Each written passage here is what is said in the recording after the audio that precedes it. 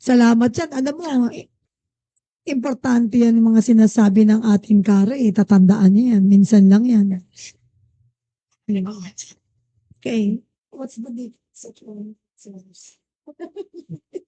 Kaibet, Especially, yeah, I think we can, On air na ba? on air na, On on air air na? na. We're Okay. We're back. Thank you. thank you, Sir King. what's your take? Hello. Sandali lang. On air tayo. Continuation ng kaninang Oh, yung topic. comment, That's off air. Yes, sir. Are you ready? Yes, but repeat the question. Ayun. Ano po, okay, ang konteksto po ng aking katanungan ay ito. Kahapon ho, during the interpellation sa Supreme Court, no, nabanggit ni itanong ni Justice Kagiwa sa representative ng DBM, sino ang magde-decide kung saan gagamitin yung excess funds ng gobyerno para ma-fund either the programmed appropriations or unprogrammed appropriations, hindi nakasagot ang tiga-DBM. Ang sinasabi lang niya kung ano ang nakalagay sa GAA. So kung pag-prioritize yung unprogrammed, doon gagamitin. Ang sunod na katanungan ni Justice Kagiwa, paano kung third quarter, may kita tayo, ginamit nyo sa program. Pero pagdating ng fourth quarter, wala nang pera. Katulad nito, sabi niya, no, because of this Middle East crisis, sigurado babagsak ang koleksyon ng gobyerno. Saan ngayon kukuha ng pondo para doon sa may mga programa na dapat may funding. I-priority. Okay. Talagang priority na kasi talagang nakaprograma na. Kaso wala ng pera. Ang sabi, or lugi. Ang sabi ng DBM, uutang na tayo. So, sa puntong yon, meron tayong sobra ginamit sa unprogrammed, pero dun sa talagang nakaprograma, uutang tayo. So, bilang isang mamamayan, sir, ano ngayon ang iyong komento dito sa sitwasyong ito? Sagutin ko muna yung ma'am yung tungkol sa sinabi ng DBM na hindi nila nasagot. That is playing safe, ma'am. Okay. Nagpi-playing safe ang DBM kasi alam nila kung sino talaga ang dapat na magdidesisyon tungkol dun sa pondo. Ang program, ma'am, ito o hindi program. Ang tanong dyan, ma'am, kasi ito parang suggestion ko na rin sa pamahalaan. Supposed to be, dapat kasi para magkaroon tayo ng transparency sa mga bagay, lalo especially pondo. Dahil ang pondo kasi may kaugnayan sa buhay nating mga mamayan. Kaya supposed to be, dapat ganito yan. Para sa akin to Sige na po. kasi ex-OFW leader advocate po ako. Marami rin akong digmaan sa mga distress OFW na diskontento ako sa mga programa. Ngayon ito, para sa akin, dapat, bago magbaba ng budget, dapat meron na munang stability study na may programa talagang patutunguhan yung budget na iyon. Hindi dapat ito yung imaginary na kasi ang nangyayari sa sistema ng ating gobyerno ngayon, nauuna ang budget.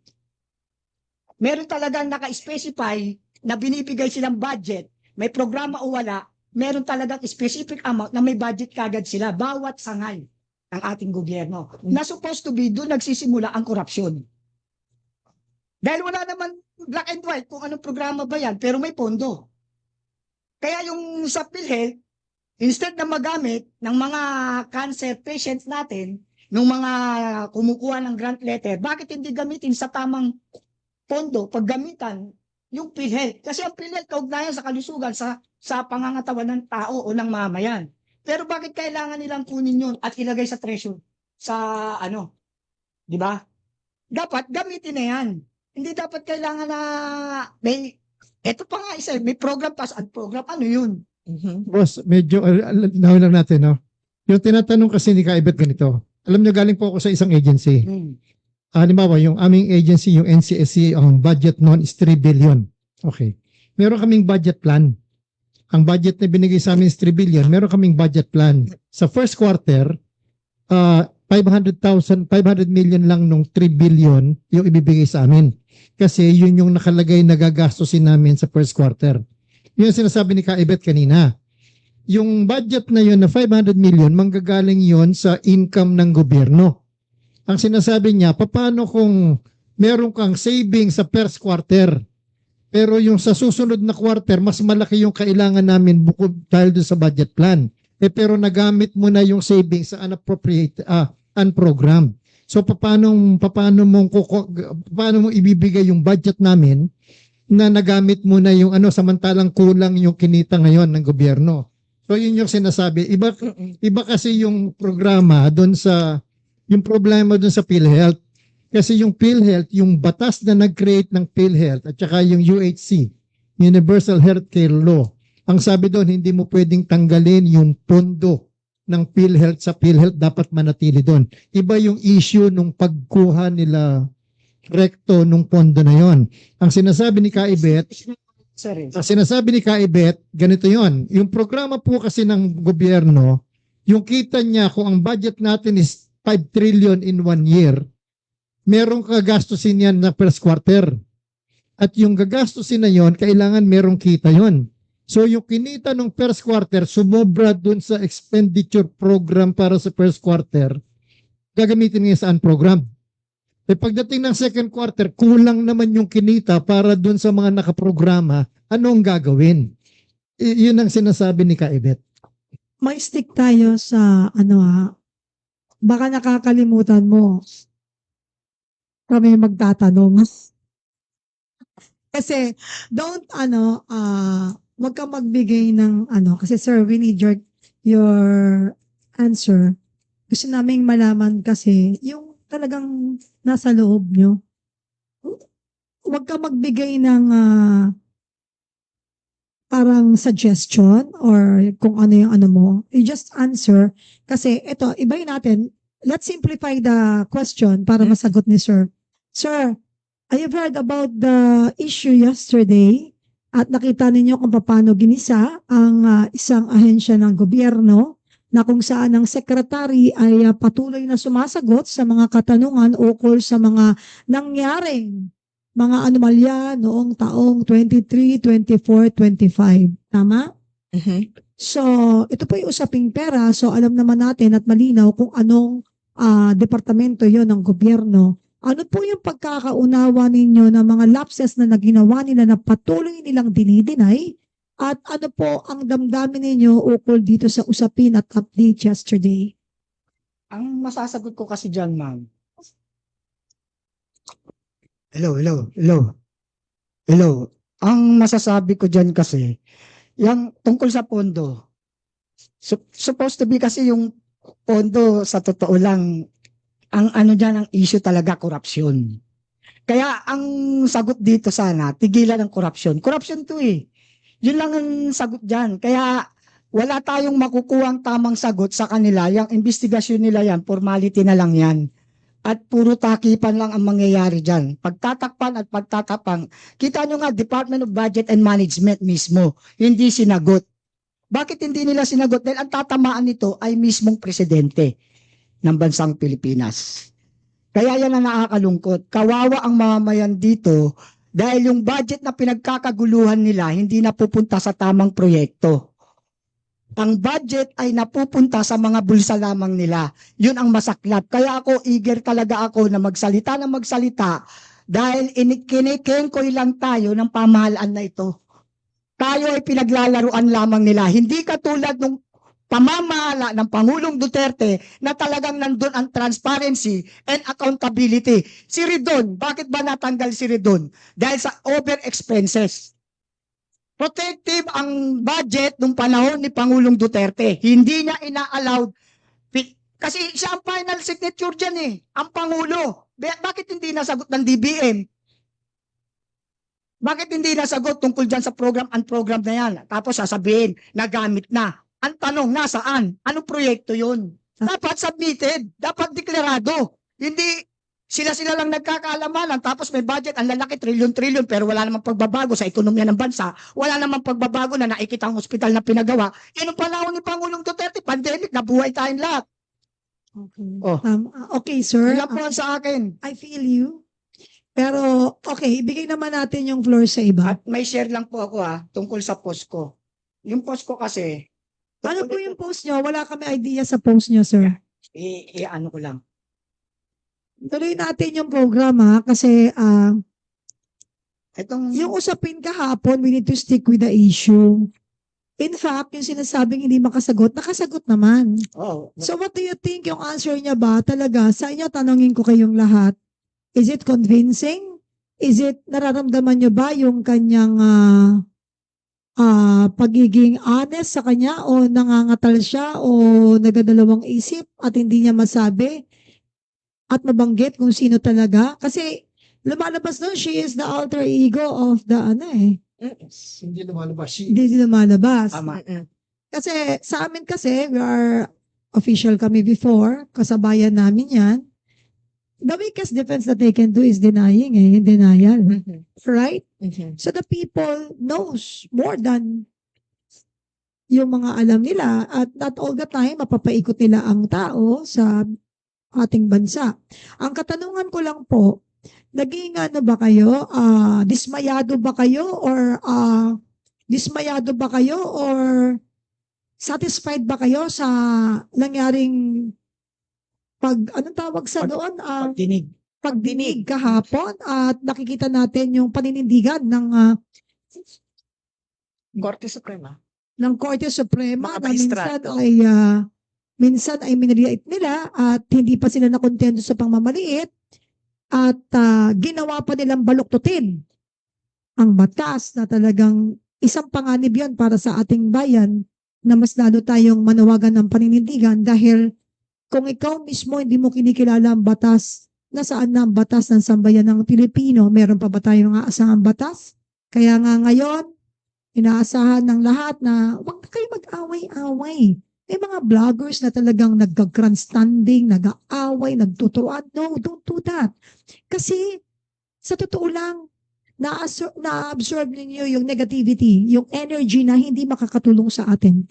What is important is mapanalo natin yung war na dadating pa sa atin na mas matibay. Bakit? Yes. Piliin natin yung battle. Hindi lahat battle ninyo. Para manalo tayo sa gera talaga. Wala pa yan. Dahil pinapaikot pa tayo niyan hanggang sa manawa tayo. Tapos hindi natin matutukan yung dapat tutukan. And that's the reason why we're sitting here and questioning questions because we want to hear more from you. Hindi kailangan magpaliwanag kayo ukol sa kung sino kayo at ano ang dala ninyo. Kung sino tayo, ano yung madadala natin, ano ang lakas ng bawat isa, bakit? Huwag ninyong kondenahin ang lakas ng iba, kakasama tayo. Yung lakas natin, tignan natin, anong lakas meron ako? Anong lakas meron siya? Huwag niyong tatanungin yung lakas niya. You question yourself, ano ang lakas meron ka? Then, pagsama-samahin natin, sigurado, tutumba lahat yan. Okay? Next vlogger, please. Thank you, sir. Thank you. Mamaya na yan. Maubos ang office natin. Thank you very much, no? At nakita niyo naman si sir, hindi mo pwedeng maliitin ang kanyang kakayahan dahil naobserbahan niya kahapon yung balitaktakan na talagang ginago na naman tayo. Ginago na naman ang masang Pilipino. Bakit? Nagkakaroon ng ganyang usapin, ngunit hindi pa rin dumadaos-dos ang presyo ng langis. Yung iba, hindi na nga maalis ng bahay. And that's the reason why maraming mga na-harvest that hindi na sila able na to come down and do business. Why? Doon pa lang sa gugugulin sa gasolina, ala nang kita. Diba? Okay? Anybody? Yes, ma'am. Okay, ibang question, hindi yung kanina.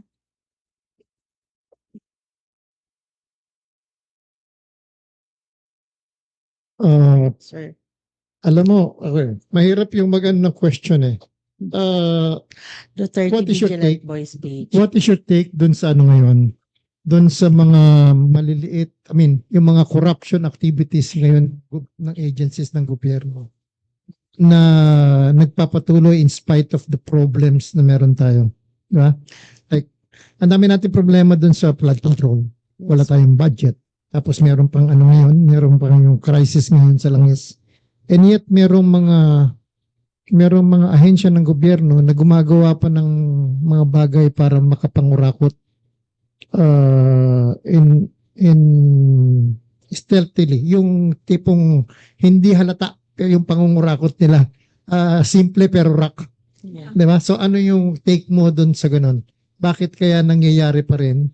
Ano yung kulang? Bakit nangyayari pa rin yun sa ating mga agencies?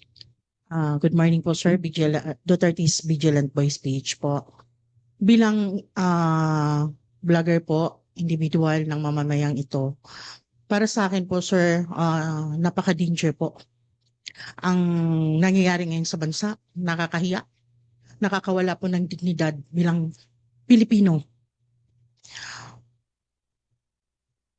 Ang bawat nakaupo sa gobyerno, may sinusunod po na batas. Pero wala pong sumusunod dito. At naging casual po ang pagnanakaw sa kaban ng bayan.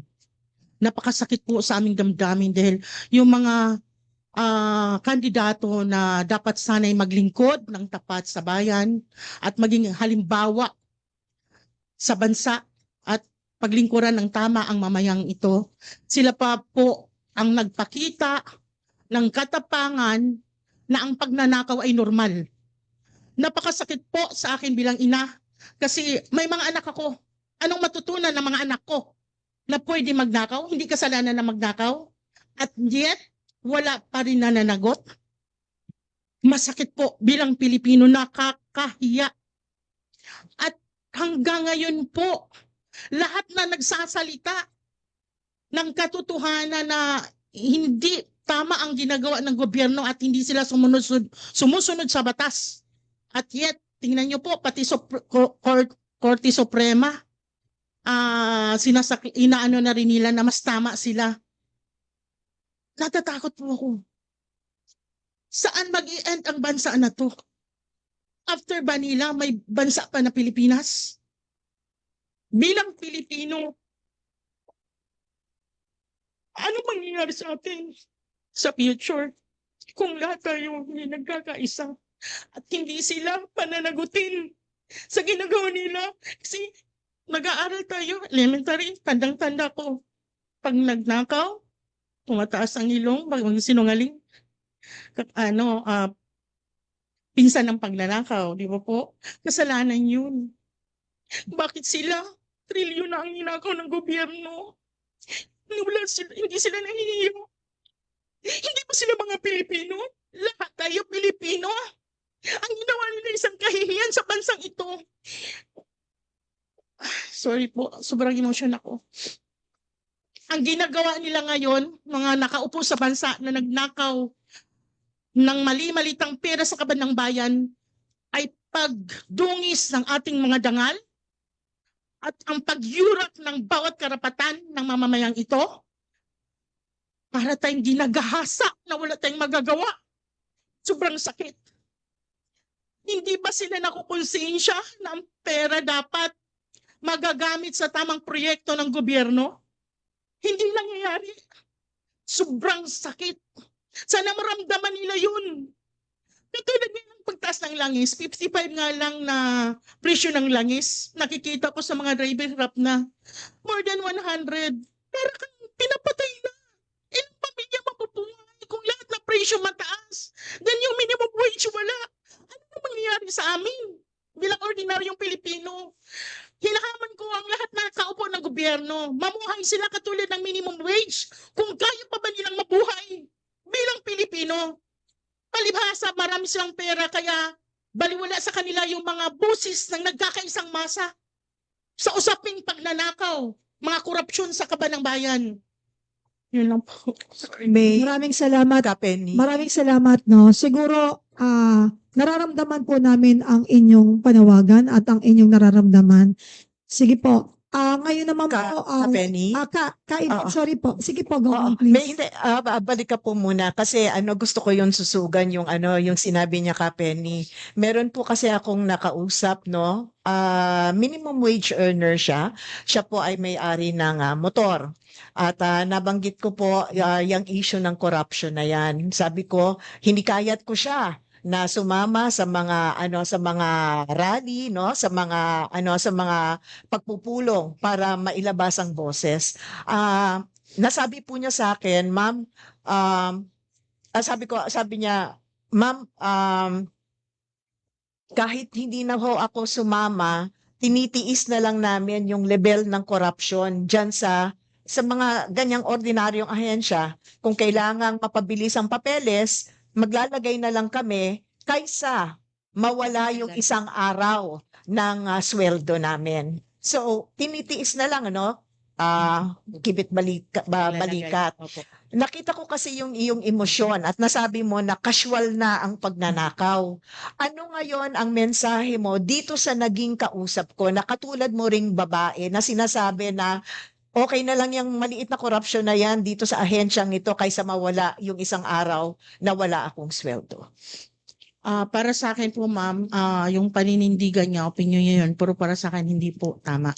Kasi the more na hinahayaan natin na ang isang korap na gobyerno na magpatuloy sa kanilang gawa, patuloy po kahit maliit yun, lalaki na lalaki, at ilan po mabibiktima nila.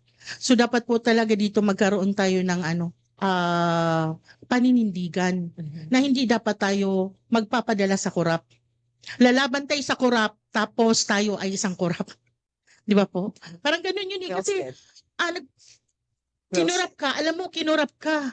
Pero hinayaan mo, corruption ka rin, ibig sabihin, Parte ka. party ka ng corruption. Accessory to the crime. Yes, so, Well said. yan lang po. Thank you very much. Palakpakan naman natin si ate. Ngayon naman po, kasi medyo hindi nasusunod yung usapan eh. Yung sequence ng ating pong programa. And it's your day naman. So, pwede po kayo magtanong sa amin. Kayo po ang gumisa sa amin ngayon. Balik na rin natin. Ayan po yung mikropono, dalawa sa inyo. Pero ako po moderator. Silang dalawa lang po sa inyo. Ako na rin po. Okay po, pwede po kayong magtanong. Ay, doktora! Ayun po yung mikropono, doktora. Come, please. Lahat kaya naming sagutin, wag lang yung usaping pag-opera. Huwag yung pambayad ng renta, ha? Sagutin yun. Wag lang panganganak. Yeah. Ganda naman ni doktora, Oo, fresh na oo. fresh. Doktora, why are you so fresh? Okay. Ma'am, magkulong ka. Magiging fresh ka. Nakulong. Yeah. Actually, I'm Dr. Baliao from Pasay. Actually, mag-meet sana tayo noon. Oh, yes. In the clinic, pero I think you were not able to come. Right. Yeah. Oo. Yes. Nung election nito, Yeah, no? yeah. Sabi ko na. So, kasi, wala naman, actually, hindi ko kasi alam kung kanino ko ito i-brought out eh. At Okay. Hindi ko naman pwede kay Tulfo, hindi naman pwede sa... Ito na, naka-live Okay, tayo. so- We're live.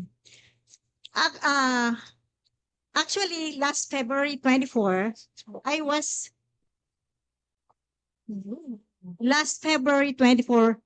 arrested in my clinic.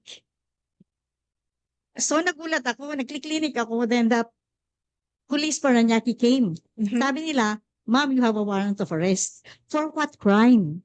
So, nandun ma'am, illegal recruitment and human trafficking. And that's unbailable, di ba? So, my attorney told me na, and also the chief of police told me, you just go with them. We cannot do anything. So, I was brought to the SID, Paranaque. Tapos, nagulat kami kasi, ang salaysay, nung nagdemanda sa akin is, I'm relaying this because it might happen to any of you. Okay? It might happen. Lalo na pag vocal kayo, and you criticize government, ganon. Because I'm a great critic of, kasi I help naman, di ba, nag-ano naman tayo lahat sa ano. So, okay, to cut it short, I was brought in the jail. I stayed there for 2 weeks in SID.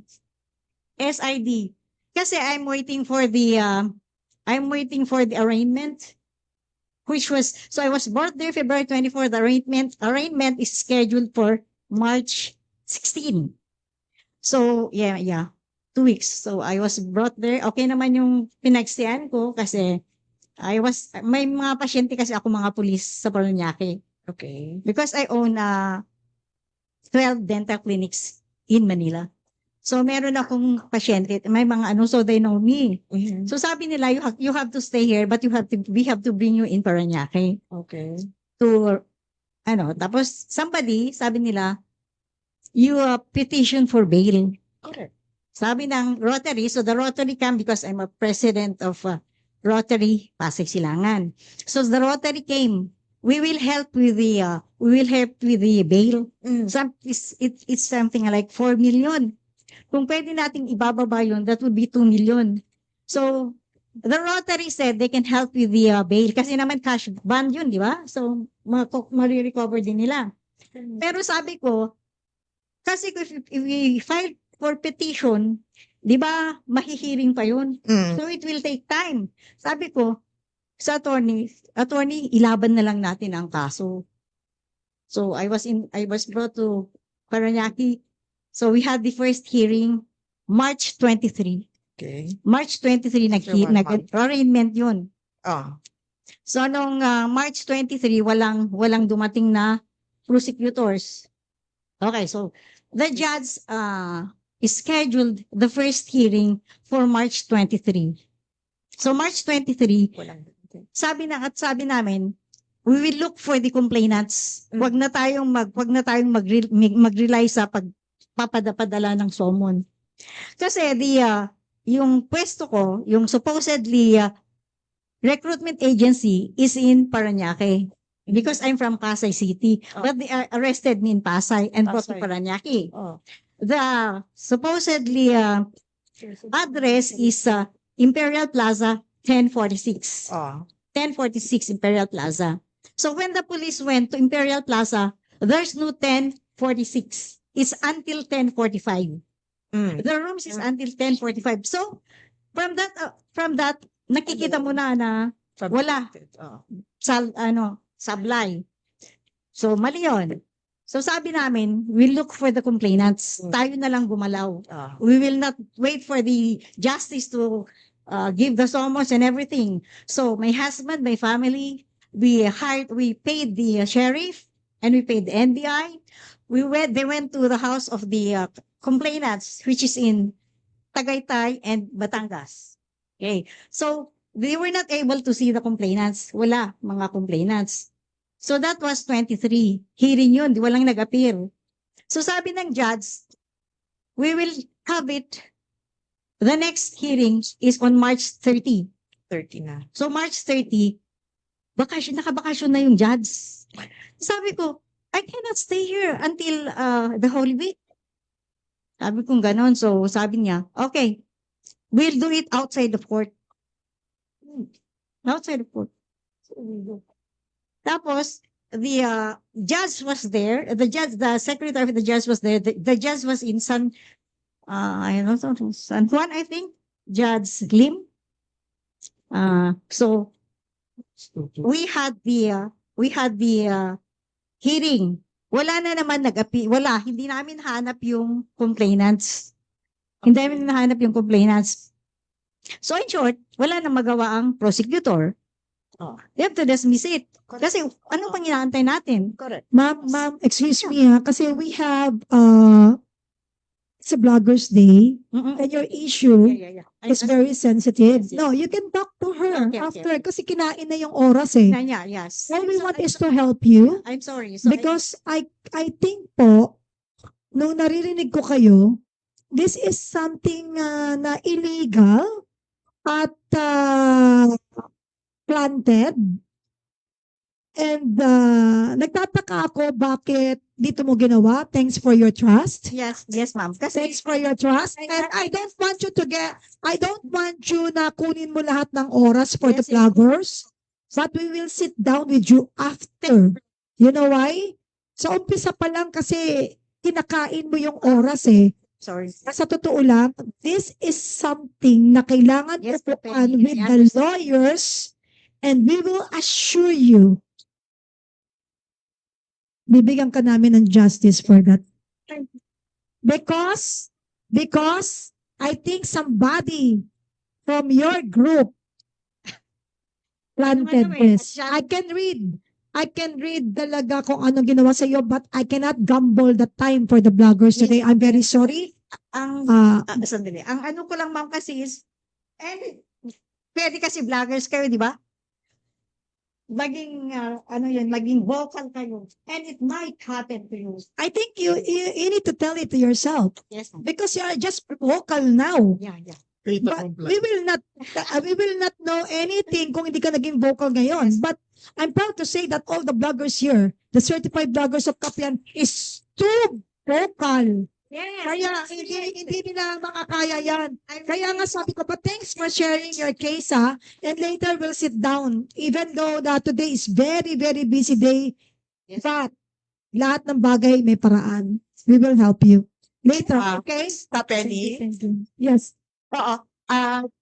Quick ano rin, ano po, payo rin sa ating mga vloggers, no? Pag meron kayong kaso, no? At ayan, hinuli na kayo. Sinabi, kailangan nyo magpiyansa. Sa situation ni Doktora, ang sabi sa kanya, 4 million, pinareduce nila 2 million. Okay? Yun ang sinabing ano niya, no? Bail. Yung piyansa na kailangan niyang ibigay sa korte para sa kanyang panandaliang kalayaan. Okay. Tip. Dalawa ang klase ng bail bond. Yung isa, cash bond. Cash ang ibibigay mo sa sa korte. Okay? Oo, cash or property. Tapos, pag napawalang sala ka, yung pera na diniposito mo sa korte, makukuha mo yon. Okay? So, you're declared innocent. Merong isang klase pa, kung hindi mo kaya yung cash o kaya property na maibigay sa korte, may tinatawag na bail bond. Okay?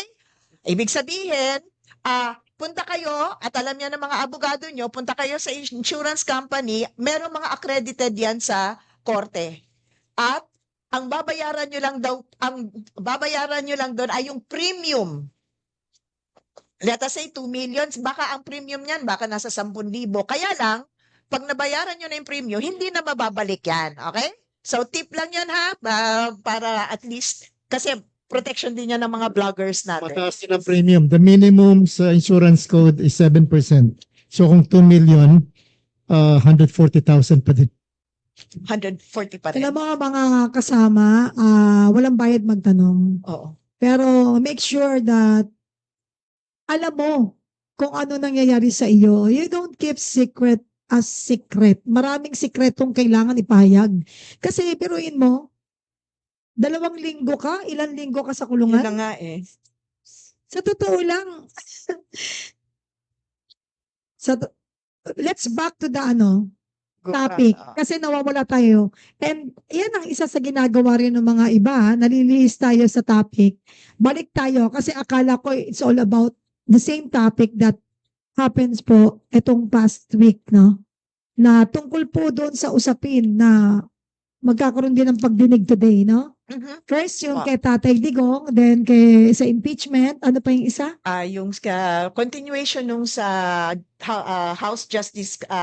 House Committee on Justice sa pagsusuri nila ng sinasabing mga ebidensya o paglalakop pa ng ebidensya. Alam mo, Para attorney, file ng kaso. attorney, ito, Oo. sabihin ko sa iyo. Oh, Nung nakulong at nag-mugshot si Kiko Barsaga, si Kong, sabi nila, proud ako. Bakit? At least ako, nakulong ako. Sigurado ako, hindi ako magnanakaw kasi nakulong ako. Kasi yung tunay na magnanakaw, hindi nakukulong. Ngayon, yun nangyari kay Doktora, papayag ka ba nun, nakulong ka, sabihin, magnanakaw ka, ikaw yung ninakawan. Kaya kailangan ipaglaban natin, panindigan natin after ng show natin. Upuan natin yan, kahit marami kaming schedule ngayon. Next, you can question to us if you want. Pero ang dami na sinasagot namin, pati baka mamaya may love story na dito, may mga pwede rin tayo maging ganun, ano? Bakit hindi? Kung makakatulong ba kami, sisiguraduhin namin, hindi kami mga ngwarta tulad ng iba. Nakakatakot yun sa totoo, that is not a joke. 4 million. May cash pan yan, ganyan-ganyan, pa sa bill, meron pa yan, ilang percent, di ba? Yun lang na. Biruin mo, they want cash. I think somebody na close niya before yan at alam ang kapasidad niya kung hanggang saan. Pero sad to say, mabait pa rin ang Diyos dahil buhay po kayo. Pwede kayong kinatay doon nung nagbiyahe kayong papuntang Tagaytay. Pero mo, you don't know the complainant, nagbibigay ka ng bail, cash pa. Anyway, next.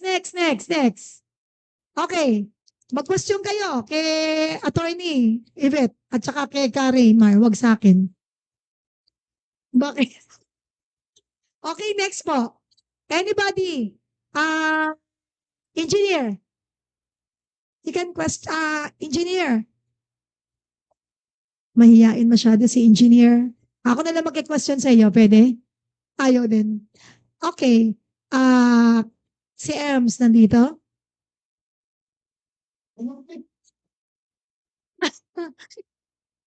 Sandali. Jemski. Gusto ko si Jemski. Jemski, what can you say? Ano masasabi mo sa nangyari kahapon at mangyayari pa ngayon? Nakaliwat kanan hanggang gitna, merong issue. Ay. Dito ka. Hindi pala. Naka-shades ka na nga. Ayaw mo pa dyan sa... Oh. Oh. Kaya ba? Yes, party line. Regarding sa oral argument kahapon, naano ko talaga na pwede lahat gawin, no? Pag nasa power ka. Even mali, pwede maging tama.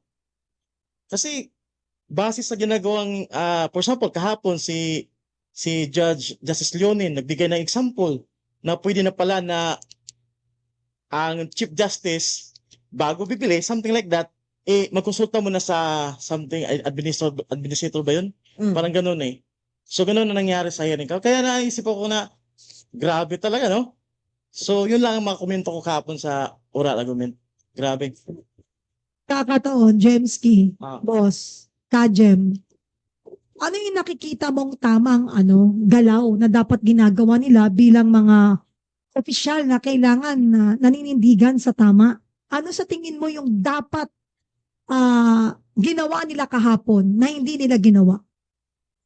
Yung pagsabi ng totoo, kung sino talaga yung in charge for the final decision regarding sa approval sa SARO, ganun dapat.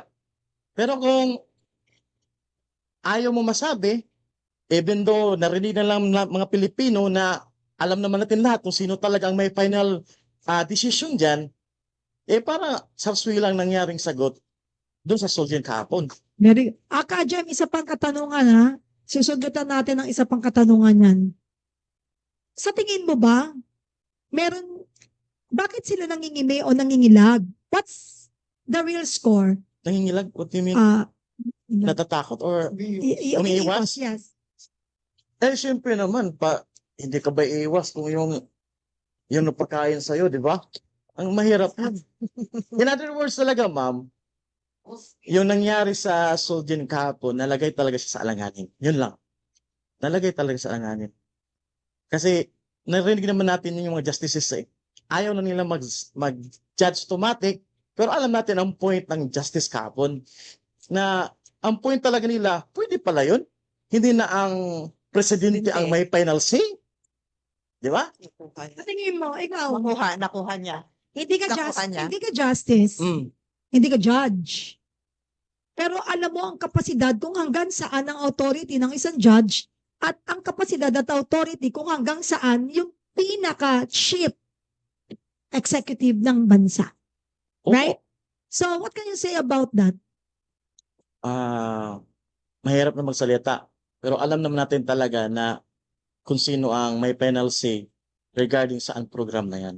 Yes. Yung final say ba na yun ay importante para sa buhay ng sambayanang Pilipino?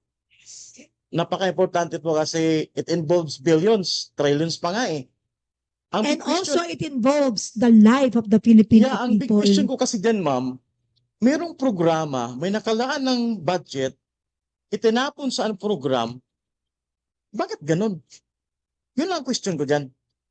Ano bang purpose ng programa kung tatagalan mo ng budget, itapon sa ang program, tapos yung program, waiting for something, Tapos, binasa kahapon, ang program, nag-finance sa flood control sa Bulacan. Paano nangyari yun? Kuha niya. Yun lang masabi ko base sa observe ko sa oral argument kahapon. Galing. Magaling. So salamat sa iyong Galing. sa iyong anong tawag doon? Observation. Observation. Observation. Mag-ano lang ako, no? Devil's advocate. Bakit ganun yung impression ninyo vis-a-vis yung ginagawa ngayon ng gobyerno? Let me give an example. Nung araw, nung bata ako, mas matanda ako sa inyo, di ba? Nung araw, maraming mga nagiging governor, nagiging mayor sa probinsya na hindi kumikita. In fact, meron kaming kakilala sa sa bayan namin noon. Noong maging mayor siya, naubos yung yaman niya. Di ba? So, yun yung tipo nung leader na ibigay mo sa kanya yung pondo ng bayan, hindi ka magdududa. Di ba? So, sa trabaho ng presidente ito di ba? So, bakit tayo ngayon nagdududa dun sa unprogrammed appropriations? Kasi kung titingnan mo, tama, okay lang naman yung meron kang unprogrammed appropriations, di ba? Dahil kung meron talagang sobrang pera yung budget, yung gobyerno, mas malaki yung kinita kaysa dun sa dapat gastusin, dapat meron talagang mga programa o mga appropriations na pwedeng puntahanon. So ang gusto ko lang bakit ganun yung attitude natin ngayon? Bakit natin tinitingnan yung masama dun sa unprogrammed appropriations? Bakit hindi natin na-appreciate na meron naman talagang pagkakataon na pag merong sobrang pera, dapat merong pupuntahan? Di ba? Yun yung gusto kong yun ang gusto kong ma-elicit from the bloggers. Kasi para differentiate natin yung sitwasyon na yung problema ngayon is not the unprogrammed appropriations, kundi yung manner kung paano siya ini-implement. At saka yung kinikita ba o kinukurakot ba yung para sa program and appropriations. Okay. Kapeni? Yes. Oo. Gusto ko Okay. Ay, sorry. Sorry. Gusto ko mag-stick tayo dito sa atin pong talakayan. Huwag natin munang iibahin ang topic. Kasi, while doing this episode, meron pong pagdinig ngayon. Para po sa kaalaman ng lahat. Sa Supreme Court, sa House, meron din sa House. So, we need to be very, ICC. mindful of the Hindi Supreme time. Court. Okay. Manila. Oo. Attorney Yvette? Oo, ganito. So, nasabi ni Raymar, di ba, na maganda naman ang pakay ng unprogrammed appropriations. Sa kabilang bakod naman, sinasabi ko, hindi siya maganda at ako ay sumasang-ayon sa sinabi ni Justice Hernando kahapon na this is unconstitutional. Sabi nga niya, ihwa, I hate unprogrammed appropriations. Bakit?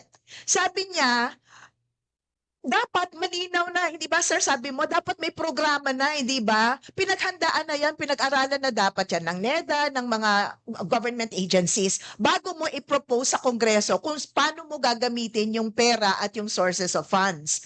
Pangalawa, na-establish din kahapon na nasa ilalim ng ating saligang batas, meron namang contingency funds na nakakasama na rin yan sa budget. So bakit mag-unprogrammed ka pa?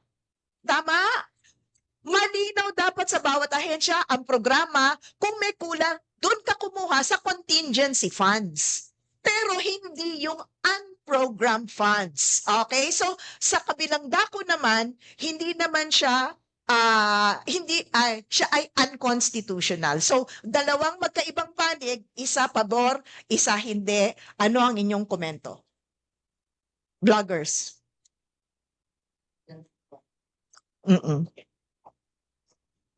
Ano ko lang yung side ko, sa pamilya. Diba? Kung ang kita ng isang pamilya, 1 million isang taon, so meron kang budget family, di ba? Pero meron kang long-term plan. Gusto mo paayos yung bahay mo, di ba? So, iyaano mo yun, na kung sakaling meron kang sumobrang kita dun sa expected mo na 1 million, pwede mong gastusin doon. Yun yung sinasabi ko na di ba? So, to my mind, hindi naman masama yung unprogrammed appropriations, provided gagamitin mo lang talaga o implement mo lang siya kung talagang merong sumobra dun sa expected mo na revenue. Yun ang sinasabi ko doon, di ba? Kaya lang, hindi yun ang problema. Ang problema is ipinipilit yung program appropriations na yun kahit na hindi pa naman sumusobra yung kita. Yeah. So yun lang yun yung sinasabi ko doon. It's the way they're doing it, hindi yung essence nung talagang value ng paglalagay ng program appropriations. So, dalawang magpanig. Ano ngayon ang inyong mga komento o Yes. kaya Ano mga komento ninyo? opinion? Opinion. Actually, gusto ko sanang marinig ang boses ng ating isa sa kasama, si Teroy TV. Halika dito, Kuya. Teroy TV, I want to hear from you kasi siya yung nasa lahat ng ano eh. Ano niyo ba, anniversary ngayon ng Earth Day? Earth Day. Kasi ang daming okasyon sa ICC, sa Congress, tsaka sa Senate, di ba? Alam nyo, mag-ano kayo, kasi hindi nyo masasabi, baka makaabot ito sa Korte Suprema. Yung mga boses, yung mga, maniwala ho kayo. Maniwala po kayo sa amin. Magsalita kayo. Namin to. Oo. Alam mo? Kasi alam nyo, walang tama o mali na opinion. Kasi opinion nyo yun. Pero magandang malaman din namin. Attorney, alam mo ba, yung sinasabi mo about the tama and mali, minsan, mas magiging mali tayo kasi yun talagang tunay na tama ngayon.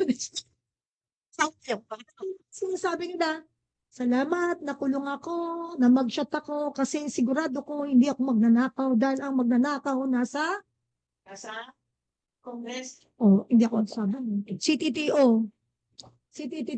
Credit to the Baka mamaya makakuha. Basta matuturo ko sa inyo, walang bayad magtanong. Huwag kayo basta-basta sasama. Because kailangan alam mo yung karapatan mo bilang tao. Di ba? Little knowledge is very, very dangerous. Kaya nga, kung hindi mo naiintindihan ang batas, magtanong ka. Oo na. Kaya pag sinabi kang mali, So, si Sir Teroy. Mali, it doesn't mean na mali ka. Dahil sa panahon ng mga ng administrasyong alam mong ang timbangan ay mali, sigurado kapag mali ka, sa ating pananaw na ngayon ay suppress, tama tayo. So, balik tayo kay Teroy. Teroy. At saka mukhang bata pa si Teroy So, pwede siyang boses ng ng kabataan. Ay nako, sa Kabataan Party List, siguraduhin mong para sa kabataan talaga. Kasi the problem with some of the party lists, hindi ko nila lahat, they run just because of the seat. But they don't run because of kung ano talagang adikain ng bawat party list sa kanila pong nire-representa. Kaya this time, this coming 2028, maging mapagmatsyag, maging maingat, lalo na sa pagluklok ng inaasahan ng ating bayan. Look what happened to us. Yung inaasahan natin, yung tama natin, mali sa kanila. Yung mali sa kanila, tama sa atin. Sino pakikinggan natin? Bakit tayo tumakbo, di po ba, para sa taong bayan? Ngayon, kung hindi mo bibigyan ng pagdinig na tama ang iyong tenga at bubuksan ang iyong puso para malaman talaga ang damdamin ng Pilipino, ba't ka tumakbo? Siyempre, sagutin nyo. Yung ba, pera o ba yun? Waleta. Di ba? Kaya sabi ko sa inyo, itong araw na to, it's your day to shine bright. Kasi mas marami kayong alam. Dahil lahat ng pakikibaka, kasama kayo. Kami nga din dito, nagmamatsyag lang. Teroy. Sige na, mula sa boses ng kabataan.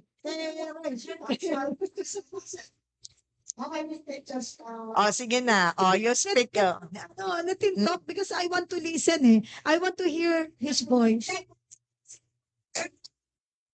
Kahit dyan ka na lang, Teroy.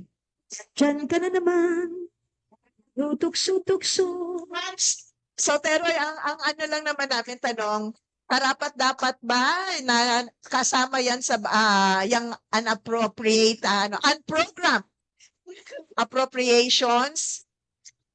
Oo. O sapat na yung batas na may contingency funds naman Kumbaga, meron kayong tatakbuhan. Yun lang. Ang katanungan po, ikaw ba ay sumasang-ayon na ipagpatuloy ang sistema na magkaroon parate ng unprogrammed appropriations, hindi nakasama sa programa, pero popondohan ng gobyerno pag may sobra sa kita? Or tanggalin na yan kasi meron naman talagang kasama na sa budget, no? Etong tinatawag na contingency funds o mga pondo na pwedeng takbuhan ng gobyerno pag kinakailangan. Kaya, hello po, magandang umaga po. Okay. Pero dapat nung tanggalin na lang po kasi nagkukos din po siya ng corruption, no, sa gobyerno. Kasi maraming kabayan natin na simple lang nasa palengke na mamimili ng pumamalengke, tapos gumagasto sila ng napakalaking pera, tapos di nila alam meron palang pera na para sa ating mga kababayan na ginagamit lang ng mga corrupt na politiko. At sa tingin mo po, dahil merong unprogrammed appropriations, dito pumapasok Yes, ma'am. yung corruption na yan. Pumapasok lahat ng korupsyon sa gobyerno ito, kaya patuloy po naghihirap yung ating mga kababayan. Katulad po namin, nakapatas lumalaban sa araw-araw, pero araw-araw din ninanakawan ng gobyerno ito.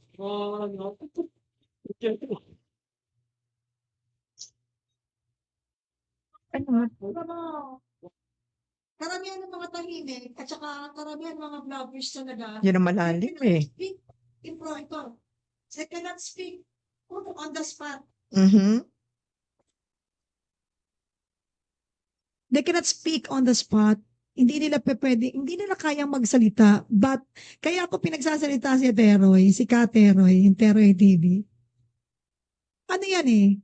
Ikot niya yan eh. Ikot niya lahat. Pero, ito is a learning para sa ating lahat. Even though ikot ka, this time, ang daming buwaya, left and right, up and down. 360 ang buwaya, paikot.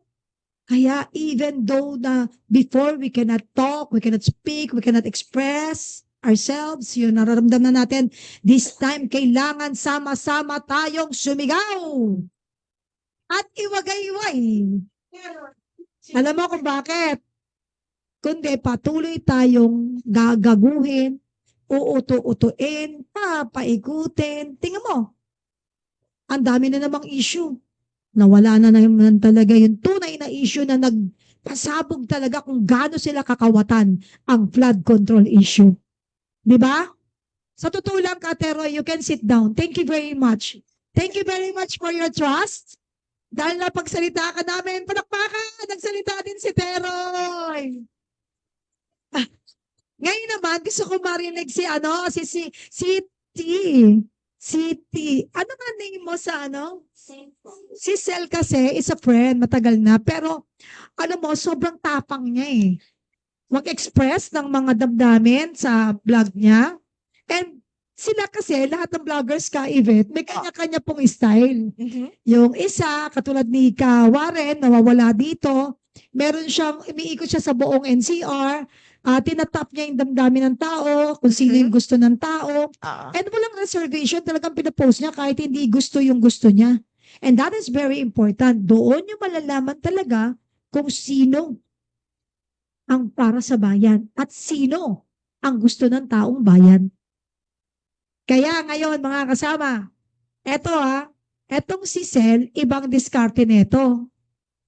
TikTokers to, vlogger na. Tapos ang ganda-ganda, she's very telegenic because ang liit ng face niya in person eh. Ang galing niya talaga. At saka kaya niya yung mga moves na makabago eh. Pang Gen Z nga ang datingan eh. Okay. Kahit di siya Gen Z. Gen Z ka ba, Sel? Gen Z, yes. Tapos, alam naman natin kung kanino nakatatak tong si Jen eh. Pero dikit na dikit kay Doktora, ewan ko kung ba't binabayaan niyang hindi pinarating sa atin habang nandoon sa loob si Doktora eh. Okay. Kasi ikaw ang aawayin ko sana mamaya pagtapos ng show. Tatanungin ko, ba't binabayaan mo si Doktora? Dapat sinabi mo sa amin kaagad, no? Anyway, it will not happen again, ha? Kailangan tayo magdamayan. Hindi natin pababayaan yung kasama natin. The problem, baka hindi rin nag-reach out si Doktora sa'yo, no? Kasi siya na Oh. Hindi. It's a lesson learned. Microphone, Sel. Sige, Sel, tatanungin ka namin about the issue. Yung updated mo sanang magtanong. O sige, ikaw magtanong. Bahala ka. Sasagutin ni Kari. Game. Sino gusto mong magsagot? Po sa Ah, inyo. sige. Ang tanong ko lang po, sa nangyayari sa ating bansa ngayon, lalo na sa corruption, lahat-lahat na po kasi grabe na yung nangyari sa ating bansa, no? Sino pa ba ang kakampi ng mga mamayang Pilipino na ganito na ang ating bansa ngayon? May kakampi pa ba ang mga ordinaryong Pilipino ngayon? Ako sasagot? Number 1, meron yung Panginoon. Pangalawa, yung mga nadidinig niyong naninindigan. Katulad ni Kapenny. Kakampi niyo yan. Kakampi niya rin kami. Hindi maaaring hindi sa mga material na bagay. Kasi ang buhay naman natin hindi lang naman sa material na bagay nasusuka, tama? Sa mga payo, malaking bagay po yan. Sa pakikiramay, sa pag-iintindi ng inyong saloobin, malaking bagay na po yun eh. Yung may makinig lang sa inyo, malaking bagay na po yun. Pero, pagdating sa usapin naman ng programa, dahil syempre nagbabayad kayo ng buwis, hindi ba? Sino ang kakampi ninyo? Puntahan niyo yung mga mayor nyo, puntahan niyo yung mga barangay officials ninyo, maningil kayo, kausapin ninyo. Hindi nyo naman kailangang pagsabihan ng masasakit na salita, tama? Kausapin nyo lang. Kaya nga Kapenya, no, maraming salamat dyan sa pag-bring up ng ano na yan, ng topic na yan. Sino pa ba ang karamay ninyo?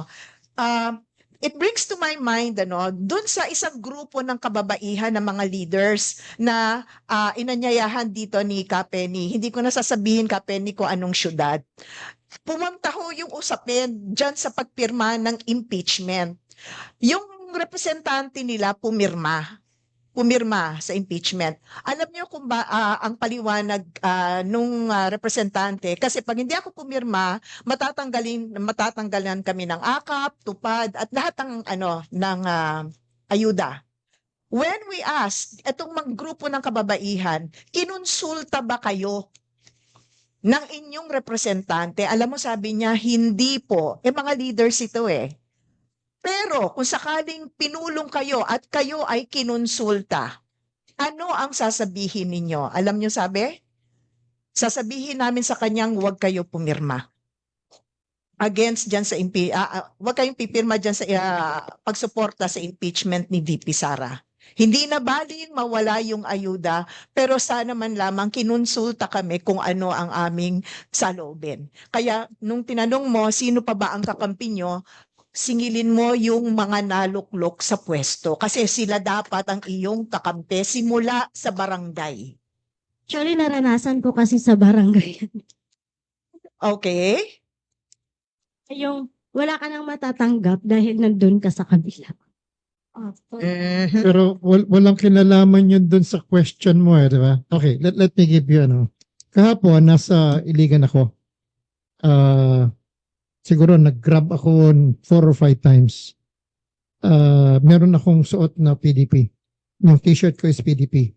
Alam mo ba yung 3 driver, tinanong ako kung pwede bang sumali sa PDP. Sabi ko bakit? Kasi parang parang kayo lang yung nag-expose nung kalokohan ng gobyerno. So kayo yung kakampi namin kahit na wala kayong naibibigay sa amin, kakampi namin kayo. In other words, hindi yung pera yung measure nung kakampi, di ba? Hindi yung magbibigay sa iyo yung mayor o yung tao sa DSWD or sa na magbibigay sa iyo ng ayuda. Yun ang kakampi mo. Di ba? So ang natin ngayon is pag sino yung kakampi mo, sino ba ngayon yung lumalaban at nag-expose dun sa corruption ngayon sa gobyerno? Yun yung kakampi natin. Diba? Kasi pag i-measure mo yung kakampi dun sa ayuda, tama yung sinasabi ni Kaibet na papipirmahin ka dun sa programa nila pero pag hindi ka pumirma, hindi ka bibigyan ng ayuda, nasa sa'yo yun. Kung ang measure mo ng kakampi, yung ayuda, ikaw ang magde-decide kung kakampi ba ituturing yung nagbibigay sa iyo ng ayuda na may kapalit. Diba? So, ang ano doon is that hindi tayo mawawalan ng kakampi. Hindi tayo mawawalan ng kakampi dito as long as merong mga tao, merong grupo ng mga tao, mga movement. Huwag na natin identify yung PDP kasi bias eh. Siyempre, dito tayo, di ba? Merong mga tao na kahit na wala silang pakikinabangan, ini-expose nila yung risk ng buhay nila at saka yung kabuhayan nila para lang mailantad yung katarantaduhan ng gobyerno para makarating tayo sa sabi nga ni Father ni Tatay Digong, di ba? This is the only country I'm willing to die for my country. Di ba? Yun yung mga kakampi natin. Very well said. Ako may sasabihin ako, kaso don't get me wrong Alam naman ninyo, taga-balanse ako. I'm the moderator today, so whether you like it or not, you need to listen to me. Maniniwala kayo, wag ninyo akong isipin na ako po ay kontrabida sa buhay ninyo, especially to sell. Because ako po yung tao, ilang beses kong sinasabi yan kahit doon po sa PMS. Bakit ang tawagan namin ay ka Penny, ka Sel, ka Ray, ka Yvette. Ano ba ang intindi nyo sa ka? Kasama, kapatid, kasangga, kaibigan, PDP. Yung sinabi mo kanina, may sinabi ko kanina, ano yan? Kakampi. Except kakampi. I don't believe sa kakampi. Why? Ang kaibigan, pwede. Kasi may salitang pag-ibig. Ang kakampi, kung bakit ayoko. And I don't want to apply it here sa PDP dahil ang kakampi ay kasama sa pang-aapi. Kaya nga po, that's the reason why ang mga buhaya nagkakampi-kampi. Anong inyo? Bakit? Ano bang nararapat? This is the right time for all of us. Hindi natin kailangan ang kakampi. Kailangan natin ang magkaisa sa paninindigan, pag-iibigan, pakikipagkaibigan, kapwa, at pagdadamayan. Bakit? Alam nyo na nagkakampihan ng mga buhaya, never try to apply that word sa atin. Dahil tayo naninindigan para sa bayan. Walang paleta, walang bayad, walang kapalit sapagkat yun ang nararapat dahil ang laban ng PDP ay laban ng bawat isang Pilipino na nananawagan at uhaw na uhaw. Uhaw na uhaw tayo sa freedom. Why? Wala tayong freedom. Dahil bawat sasabihin yung negatibo, dampot, kulong. Di ba? Ngayon may bago. Ano ba yung sinabi mo? Na kahit noon-noon pa at napatunayan kung kailan nag-effect yung ginawa mo parang cyber lyra, nakalimutan mo na, kulang. From the date of discovery. Kung kailan na-discover yung description ng pag ng batas. Kunwari, Kung kailan yung sa cyber libel daw kasi kung kailan mapapaso yung krimen at pagkatapos kasi noon hindi mo na siya pwedeng isampa. ayan. So, Kaya sila nagmamadali. Pag na-discover nila that you're lacking something, may natamaan ka na sagasaan ka, dampot ka bago mag-expire. Kaya siguro, hindi na nila antayin yun mag-expire because they need to do it now. Why? They are very scared. Bakit ba? Ano ba nakakatakot? Ano nakakatakot sa berde? Ay, ito natatakot sila sa iyo. Pati ballpen mo at green. siyempre. Oh. Panindigan ng kulay, oy, Di ba? Kaya sa lahat ng mga kasamahan natin dito, ang bibig ay ginawa ng Diyos para sabihin natin yung nararamdaman natin. Yung mga nakikita natin.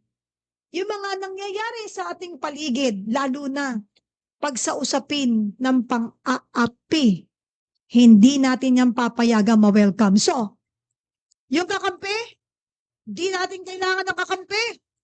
Bakit? Dahil ang kakampi kasama sa pang-aapi. And we will not allow them to use us para makipagsabuatan sa pang-aapi sa kapwa. And we are here. We need to join hand in hand. Magkakasama tayo together para manindigan sa laban niya, laban mo, laban niya, laban ko, laban ni Kaibet. Laban ng lahat na gustong maninindigan sa tama at labanan ang nakawan sa bayan. Dahil sobra na. Lumaban naman kayo ng patas ngayon. Kung hindi nyo kaya ng patas, bus, bumaba na po kayo. Kasi maawa po kayo. Dahil if you can take the shame, how about your children, your family, loved ones, and friends? Nakasama niyo at nagmamahal sa inyo. Hindi niyo po matatago pang habang buhay yan. Kahit ngayon nag-suicide na alam natin, buhay pa. Pinapatay na dahil sa greediness ng pera. Pera. And pera is, yan ang ugat ng lahat ng kasamaan. So tayong lahat po, huwag mawawala ng pag-asa. Kung yung barangay na yan, sinasabi mo, chairman na yan, ay tinalikuran ka at hindi ka pinakinggan, hindi ibinigay sa iyo yung dapat na nararapat para sa isang lumalapit na constituent, hindi mo kawalan yan. Kawalan niya. Dahil umiikot ang lamesa, malapit na nating makamtan ang dapat sa Pilipinong inapi-api, at pagdating ng oras na yan, hindi niyo kailangan ng magsalita pa because actions speak louder than words. Sabi niya, hindi yung pera, it's the love of money. So biblically, sabi, it's the love of money, it's not money itself. Kasi kung tama ang gamit mo sa pera, okay yun. Tama. Thank you for correcting me, Father. At ngayon naman, we still have time. We still have time? Oh my God. Pwede ba ako mag-comment dun sa sinabi ni, anong pangalan mo, boss? Si Mr. Sunglasses? Jim! Si Sir Jim, no? Jem, oo. Hindi kasi may nabanggit siya na tila may agam-agam, no? Tila umiiwas, no? Yung mga abogado natin. Were you referring to our Solicitor General? Dun sa pag-iwas, no? Alam mo, ganito po, kasi sabi niyo po, tila, syempre, dun siya kumukuha ng sweldo sa gobyerno. And therefore, ang intindi ko, you do not bite the hand that feeds you, no? Gusto ko lang po sanang i-correct yon. Alam mo, kami ko kasi na mga abogado bilang officers of the court, magkakasama din kami sa profesyon. Intindihin po natin si Solicitor General Berberabe ay abogado ng gobyerno. Parte ng ating gobyerno, itong House of Representatives. So, ginagawa ho niya ang kanyang tungkulin para ipagtanggol ang posisyon, tama? Ng House of Representatives, gaano man siya kahirap, no? Kaya, at binabayaran natin siya para gawin yan. Kaya, yun po gusto ko lang sanang i-correct. Pangalawa, gusto ko rin dalhin sa inyong attention, na pasalamatan, kaya magandang, hindi naman maganda. Dapat talaga pasalamatan si Justice Leonen sa pag-order, no, na dalhin yung mga SARO pagdating dito sa usaping unprogrammed funds. Meron kasi siyang nilabas, no, na isang SARO. Okay, yung SARO, ang binayaran DPWH. Okay. Tapos, saan galing ang pondo? Ang pondo ay galing sa unprogrammed appropriations, strengthening assistance for government infrastructure and social projects. Nadidinig niyo siguro to sa GIP. Okay. Ngayon, sabi ni Justice Leonen, nung nagtalumpate si Presidente Marcos, meron siyang 8-point agenda sa kanyang termino from 2023 to 2028. Basahin kong madali. Number 1, sa loob ng 6 na taon, gusto niyang to protect purchasing power of families. Number 2, reduce vulnerability and mitigate scarring from the COVID-19 pandemic. So carry over pa to nung paghihirap daw natin ng pandemic. Number 3, ensure sound macroeconomic fundamentals. Number 4, create more jobs. Number 5, create quality jobs. Number 6, create green jobs. Number 7, ensure a level playing field. Number 8, uphold public order and safety, peace, and security. So, makikita nyo, no, more on social programs. Pero because of this law, no, na yun ang sinasabi ng DBM, nandiyan naman yan sa batas naisama yung sa sinasabing sa GIP, itong infrastructure. Meron ng DPWH, meron na yung budget, nakapasok pa sila dito sa unprogrammed. Doble-doble. Ngayon, sabi ni ka Raymar, tama nga, maganda sana yon. Ang naging problema, mukhang dito napunta yung mga infrastruktura na tinatawag ninyong ghost projects na justify dahil sinabi nga ng DBM, may batas eh. Pero ang sabi ni Justice Leonen, bakit ito yung 8-point agenda ng presidente, bakit ang laki ng budget nyo sa unprogram? At tila, mas marami talaga napunta sa infrastruktura, hindi sa social programs. At I think yun din ang hinahanap ninyo. Dagdag trabaho para may dagdag kita para hindi kayo hihingi na ayuda. Yun. And it's in line with the PDP principle of humanism. Bibigyan dapat kayo ng dignidad na mabuhay nang hindi humihingi ng ayuda. Kaya nga dapat trabaho. Okay? So, subaybayan nyo po itong mabuti, buksan ng mata, ipaliwanag nyo, yan ho ang duty ninyo na nakikita kung binigay sa inyo ng Panginoon. Bakit kayo vloggers? Bakit ho kayo in-accredit dito sa PDP? Kasi kayo ang magpapaliwanag nito sa mga hindi pa nakakaintindi. Bakit importante itong usapin na ito? Thank you, Ka Yvette. Talagang natumbok mo ang gusto kong ipahatid sa kanila. Alam niyo, sa totoo lang, nung ginawa namin na i-welcome yung mga vloggers, sabi na baka mamaya mga pakawala yan. Alam mo, sa totoo lang, hindi na ako nag-iisip ng masama dahil nadanas na natin lahat ng masama. Di ba? May katabi nga tayo dati, mga opisyal pa, na nakikisigaw at nananawagan sa grandstand tulad natin. Asan sila ngayon? Kaya kung isasarado natin ang ating pinto sa lahat at nagdududa tayo, daig pa natin nakadruga. Di ba? Tamang hinala. So, what is important now is, kahit walang yain tayo, winelcome natin. Pag kayan, sinayang niya, problema niya yan. Dahil, darating ang araw na hindi pa babayaan ng Diyos na tayo maging biktima all the time. Di ba? Dahil ang ating pinaglalaban, hindi pang sarili, tandaan ninyo, bawat labas natin sa ating bahay, kailangan dasal tayo, na i-bless tayo, protektahan tayo, because tulad ng sinabi ninyo kanina, na monitored tayo, yes, we know, kaya nga nag-aayos ako para pag kinunan kami, maayos ka. At pag dinampot kami, maganda kami sa video. Kasi, alam mo, that's life. If you're afraid, mamamatay ka na lang laging natatakot. Hindi ka pa namamatay, inatake ka na dahil sa sobrang takot. Ano yon? Parang sasaksakin ka, babaraling ka, antayin mo yung bala, imbis na umiiwas ka at nag-iisip ka ng paraan kung paano sasalagin. Dapat, ganun ang thinking natin. I-set natin ang mind natin na maging positive and yung iba kasi hindi ko kaya, nahihiya ako. Alam niyo ba, ako po si Miss Makahiya before, pero ngayon ako na po yung pinakamakapal na tao. But I'm not ashamed. I'm proud to tell you guys that I'm makapal. Yes, makapal ang mukha ko dahil kay... Makapal sa mukha ko, totoo, para sa bayan, hindi para magnakaw. Di ba? So I'm proud to say that. Alam mo, ako marami akong kakilala ha. Magbayad ka, yabang-yabang mo, magbibigay ka ng scholarship, hindi ka naman nagbabayad. Alam mo kasino ka.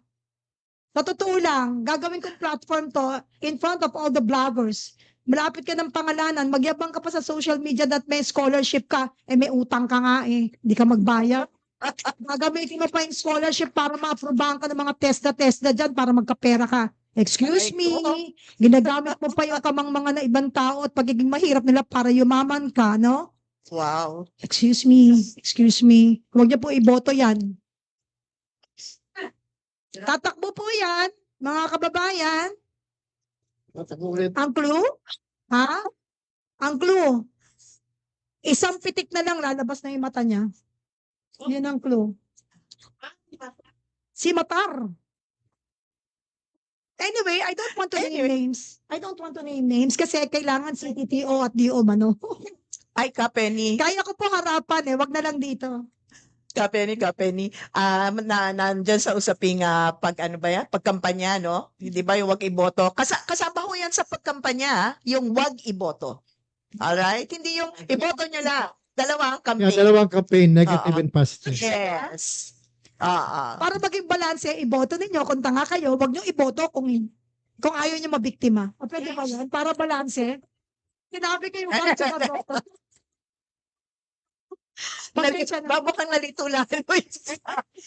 Natatawa. Di ba? I'm pasaway. Pero kasi, pasaway tayo in a sense that hindi pansarili. We need to inform all the people of the Philippines na tama na, lagi na lang ba tayong biktima? Sila naman. Wag naman ganon-ganon dahil sayang naman yung luha natin umaagos nang wala tayong nakukuhang justice.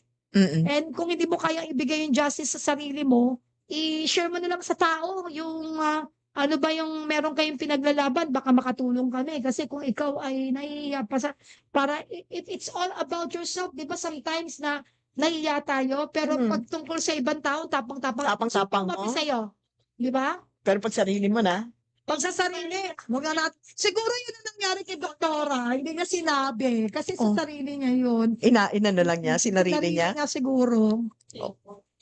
Alam mo, kailangan magkapit bisig tayo kasi kahit may nakakaasaran kayong mga vloggers, wag na ninyong awayin. Tapos pag nakakairita kasi medyo ako hindi ko awayin. Why?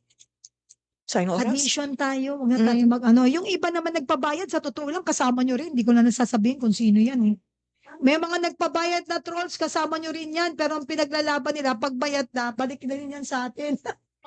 Now that you said about trolls, oo, no, mga trolls, again, Artikulo 19.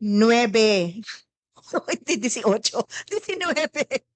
Article 19. So, ibato nyo yan sa mga trolls.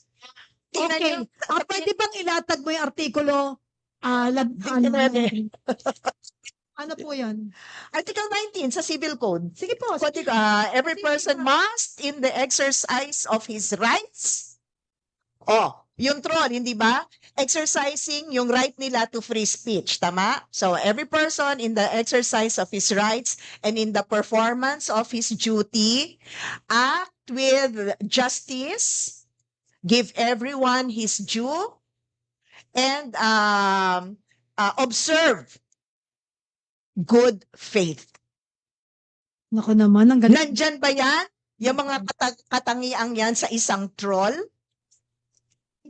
Yan ang pambalik nyo sa kanila. Okay. Artikulo 19 para sa mga bayarang troll. At saka yung yung nagbibigay ng scholarship. Oo. Ha? You have the guts to post it pa. My God. Ginagaya.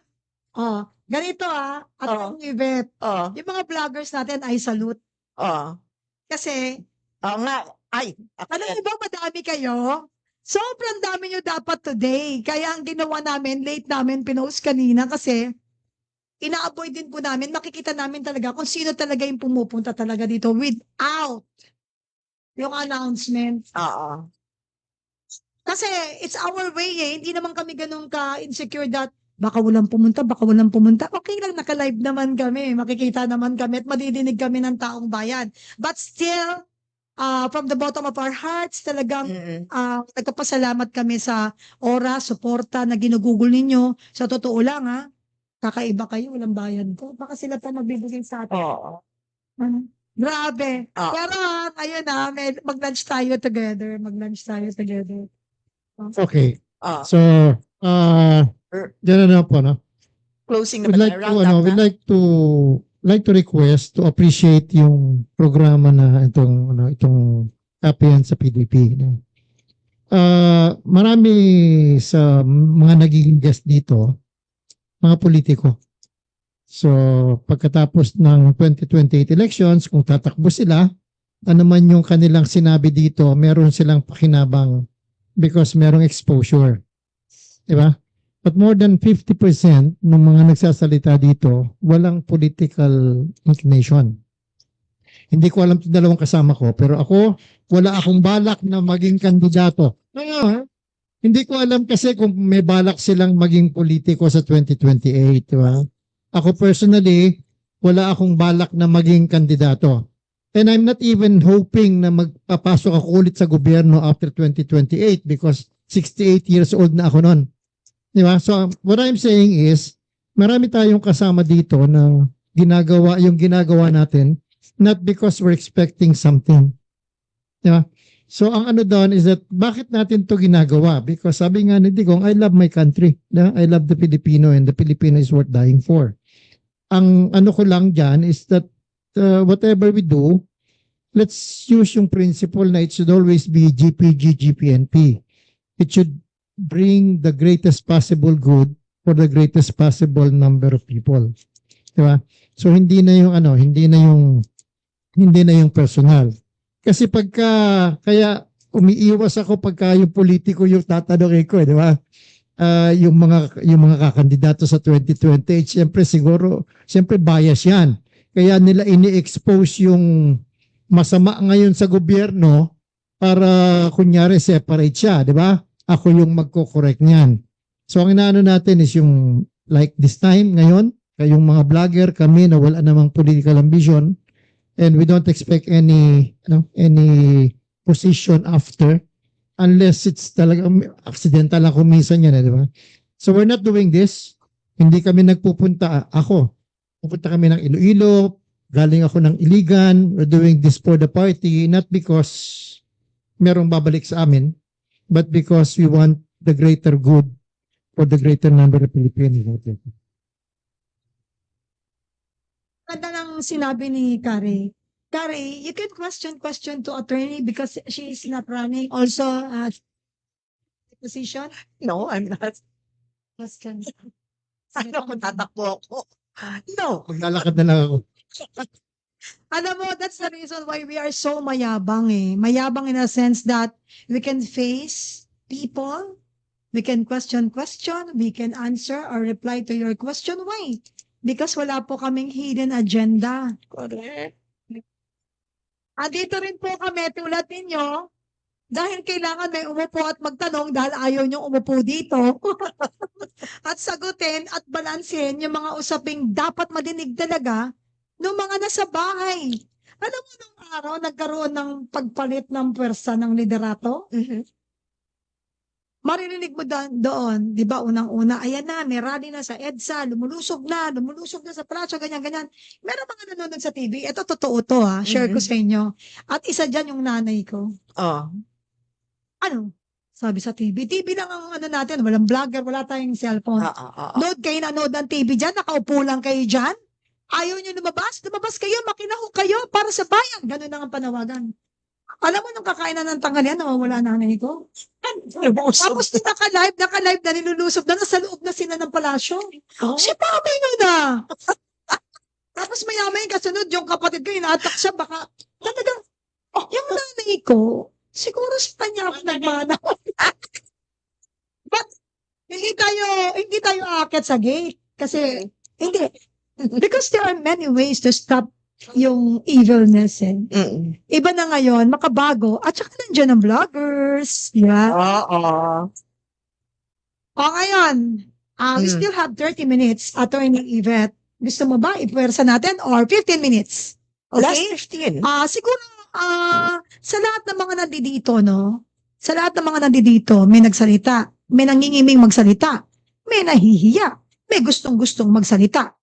Pero lahat kayo, nagpapasalamat ako. Why? Yung time na nagpunta kayo dito is good enough for us to be thankful sa inyong lahat. Pero may isang gusto magsalita. Pero inaantay lang na tawagin ko, ate, magsalita ka na. Hindi ka na.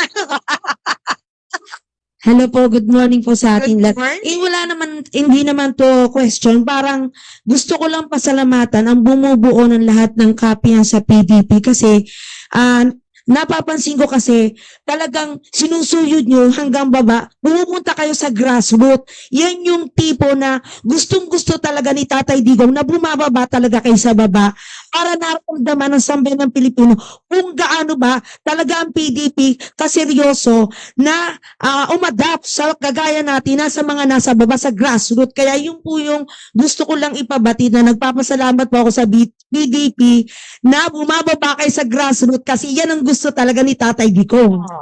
Thanks. Alam mo ate, sa totoo lang, Salamat at na-appreciate mo na po naninyo.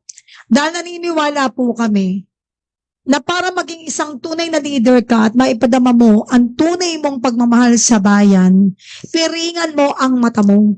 Because if they can bend the law, never allow them na bulagin pa rin nila tayo. Kasi tayo, hindi naman tayo nakagapos, hindi naman tayo nakapiring, nakikita natin, nadidinig natin, nasasabi natin yung ating damdamin. Why stop?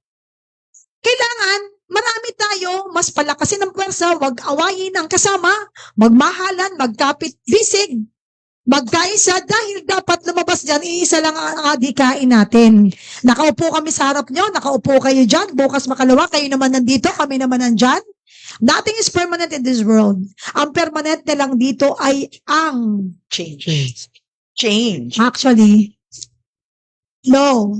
Ang iisa lang dyan, na hindi pa pwedeng mapalitan is yung self-interest that we really don't know. Yun talaga. Pero even if we don't know yung kanilang agenda or yung self-interest, nakita naman ninyo yung pagbagsak ng ating ekonomiya. Paglihis ng mga persang usapin na dapat nilalatag sa sambayan ng Pilipino. Kaya ano ka, uto-uto, paulit-ulit kang nagpapasaksak, hindi ka naman 9 lives, pusa ka ba? Kaya kailangan manindigan tayo para sa bayan! Mabuhay ang mga vloggers! Mabuhay! Mabuhay ang PDP! Mabuhay! Magkaisa para sa bayang Pilipinas! Magkaisa! Maraming salamat at this time, I would like to take advantage of this opportunity na pagsalitain muli natin ang ating pong ka-Yvette kasi makita ninyo yung punto de vista when you know yung legalidad ng mga bagay-bagay na nangyayari, nagaganap, sinasabi, naririnig para mapag-inahatan natin ang ating karapatang pilit nilang ninanakaw at pilit nilang minamanipula. Please, we are not for sale kahit kailan. Ka-Yvette? That's right. Maraming salamat ka, Penny. Sa aming mga vloggers, wag ko kayong magsasawa gumawa ng content. Bakit? Napansin ko po kahapon sa oral arguments ng Korte Suprema, yung mga mahistrado gumamit ng mga common terms. Ano yung isa? Tinanong si Soljen Berberabe, are you saying when you say flexibility of budget, no? Ibig sabihin ng flexible, bend. Okay, so sinasabi mo ba na dapat mabend ang Constitution? Saan nag-umpisa yung bend the law na yan? Hindi ba nung tinanong si dating DOJ Secretary Remulla, di ba? Tinanong siya noon about na pwedeng mag-bend ng law. Pero lumabas yon sa balita sa social media. Pangalawa, yung issue ng mga male-maleta, isang mahistrado na naman ang nagsabi tungkol dyan sa mga maleta. In other words, lumalabas sa social media, sa balita, pero sa nanggagaling sa ordinaryong mamamayan dahil kumakalat yan. So wag kayong matakot, Article 19, pangalagaan, protektahan nyo ang inyong sarili, pero huwag kayong titigil gumawa ng content kasi hindi nyo alam, maaari ang makaabot ng Korte Suprema at makakatulong kayo sa bayan. Maraming salamat po. Very well said, Ka-Yvette. How about our talagang nag-iisang makisig na nilalang sa gitna ng mga kaganda? Always say, alam nyo, chill lang. Kaya yung mga mansilungan, palakpakan naman natin. Chill lang, di ba? Minsan lang tayo dadaan sa mundo. So, wag nyong pabayaang ma-stress kayo sa corruption ng gobyerno. Dapat chill lang tayo. Always just yung GPNP. Whatever you do, whatever you think, whatever you propose, it should always be for the greatest possible good of the greatest possible number of Filipinos. GPNP. So palagi po ang sinasabi ko, pagdating sa let's always try to be happy. So invest in happiness. Very well said. Thank you, Karen. Naalala ko tuloy yung ating exicom. Yung sumagot ka. Natutuwa ako kay Kare.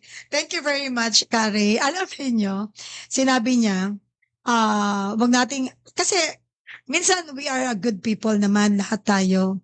Tapos, nagiging masama tayo pag ginawan tayo ng masama. Please, ma-advise ko lang po, never change. Why? Naging bad sa iyo, kapwa mo, i-change mo yung sarili mo bilang isang mabuting tao. Tandaan ninyo, madali pong magpakasama, mahirap magpakabuti. And I want to tell you also, what is the difference of being, ano ba yun? Right and being righteous. Sabihin ko sa iyo, may isang babae naglalakad, nakakita ng balat ng saging. Pagkakita niya sa balat ng saging na nanggaling dun sa naunang naglakad na itinapon pagkakain, sarap na sarap sa saging, tinapon niya. Ang ginawa niya, kaya right ang ginawa niya, pinulot niya at tinapon niya po sa basura. Tama? Kasi baka makapahamak. That is being right. But we need to be righteous. So how to be righteous? Nakita niya yung babae, sarap na sarap sa saging, pagkatapos kainin, habang naglalakad, tinapon niya ang balat ng saging. Ito na yung babae na naglalakad, nakita niya yung nangyari. Kinuha niya. Pinulot niya. Hindi. Kasi being right yun eh. Ito righteous eh. Tinapon niya si babaeng sarap na sarap sa saging na tinapon ang balat at sinabing, "Uy, ulutin mo yung tinapon mo. Bakit? Baka may dumaan madulas. Ulutin mo." Tapos tinuro niya ang basura. And that is the difference of being right and being righteous. Malaki po ang diferensya nun. Diba? So, not all the time sasabihin, ikukusa mong gawin yun. You need to be righteous. Diba? Yung mga pasaway dyan, hoy. Sige. Magkita na lang tayo sa 2028. Diba? Maganda po talaga yung kulay ng damit ni Kaibet, ano? At saka ni Engineer. Ayan, oh. Hindi pa naman campaign period ngayon, pwede ka mangampanya. Hindi ka pa i-charge sa electioneering. Campaigning? I'm just telling you the right color para sa taong to. Diba? Aside from being green-minded, when you say you're green-minded, bibigyan mo rin ng ibang kahulugan yan. Dati malaswa ang green-minded.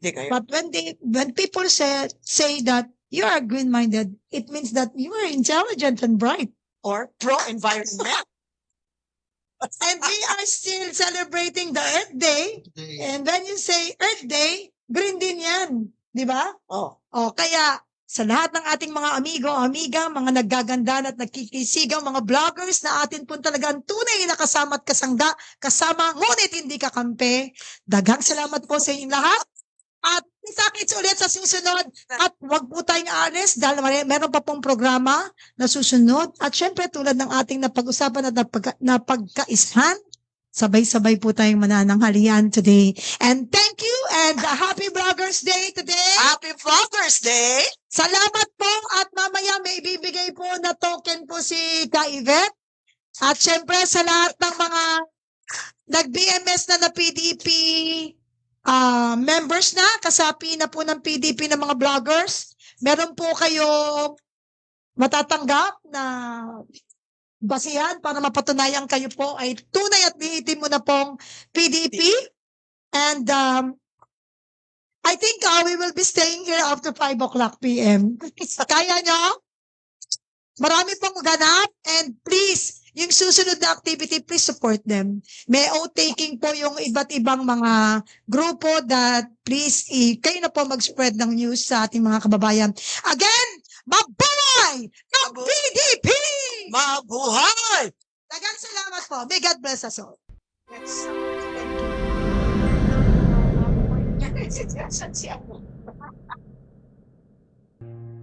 May panata sa puso. Hindi lang salita, hindi lang pangarap, kundi pagkilos, tapang, at tunay na paglingap. Sa araw na to, kami nanunumpa, bagong lakas, bagong diwa, PDP laban naman ang aming gabay sa laban para sa bayan, kami handang ialay. Rodrigo Duterte ang tumindig, may kamay na bakal, hindi para manakot kundi ay magayos ng bayan. Disiplina, kaayusan, tapang na totoo para sa Pilipinas na maunlad at payapa ang puso. Tatay Digong, hindi ka perpekto pero may paninindigan. Batas ay batas, walang kinatatakutan. Para sa mahirap, para sa masa, serbisyong tapat ang aming sandakan. Ng grasya at karapatang pantao, federalismo, lakas ng bawat rehiyon. Nasyonalismo, sariling atin ang uunahin. Hustisyang